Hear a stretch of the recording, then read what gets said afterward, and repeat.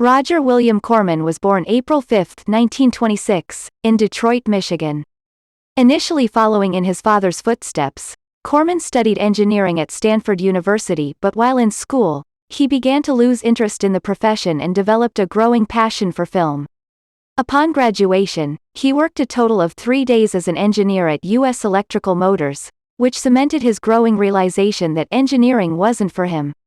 He quit and took a job as a messenger for 20th Century Fox, eventually rising to the position of story analyst. After a term spent studying modern English literature at England's Oxford University and a year spent bopping around Europe, Corman returned to the U.S., intent on becoming a screenwriter, producer. He sold his first script in 1953, The House in the Sea, which was eventually filmed and released as Highway Dragnet, 1954.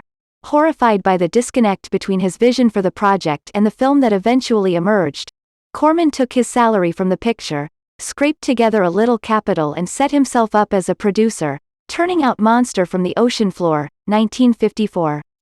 Corman used his next picture, The Fast and the Furious, 1955, to finagle a multi-picture deal with a fledgling company called American Releasing Corp.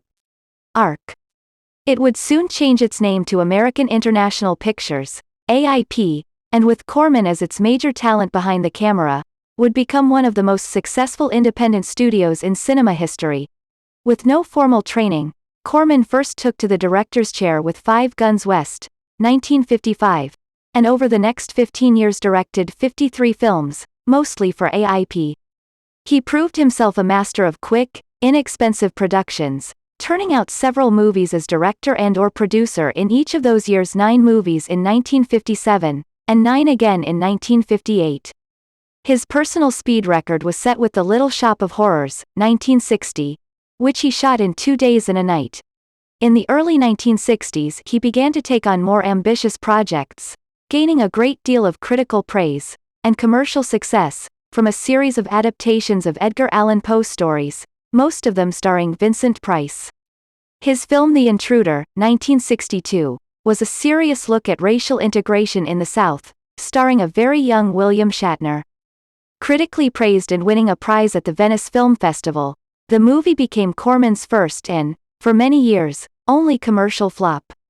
He called its failure, "the greatest disappointment in my career." As a consequence of the experience, Corman opted to avoid such direct message films in the future and resolved to express his social and political concerns beneath the surface of overt entertainments. Those messages became more radical as the 1960s wound to a close, and after AIP began re-editing his films without his knowledge or consent, he left the company, retiring from directing to concentrate on production and distribution through his own newly formed company, New World Pictures. In addition to low-budget exploitation flicks, New World also distributed distinguished art cinema from around the world, becoming the American distributor for the films of Ingmar Bergman, Akira Kurosawa, Federico Fellini, François Truffaut and others.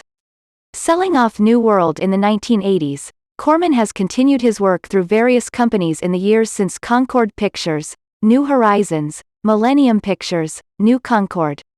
In 1990, after the publication of his biography, How I Made 100 Movies in Hollywood and Never Lost a Dime, one of the all-time great books on filmmaking, he returned to directing, but only for a single film, Roger Corman's Frankenstein Unbound, 1990. With hundreds of movies to his credit, Roger Corman is one of the most prolific producers in the history of the film medium and one of the most successful in his nearly 6 decades in the business.